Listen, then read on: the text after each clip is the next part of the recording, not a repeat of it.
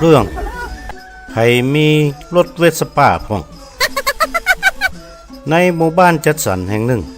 กลุ่มวัยรุ่นประมาณ 4-5 คนกำลังนั่งก้งเหล้ากันอยู่หน้าร้านของชำในหมู่บ้านที่หั่น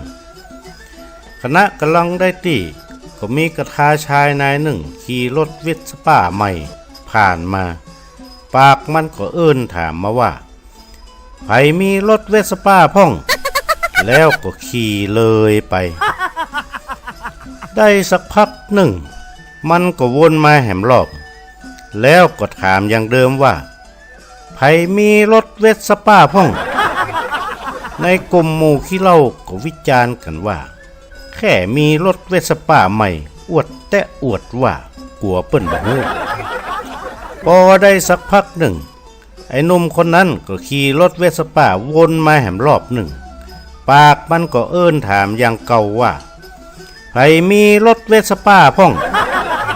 ไอ้หนุ่มวงเล่าคนหนึ่งอดบ่ได้มันหมอกได้บ่หานี่ แล้วก็เปียรถเครื่องของตัวเก่าขี่ไล่ตัวไปรถเวสป้ากันนั้นพอไปตันมันก็ถามอย่างโมโหว่ามีรถเวสป้าแล้วมันเป็นจะไดไอ้หนุ่มเวสป้าก็เอิ้นบอกมันว่าผมแค่รู้ว่ารถเวสป้าเบรกมันอยู่ทางใดครับ ผมจอดมาได้ครับ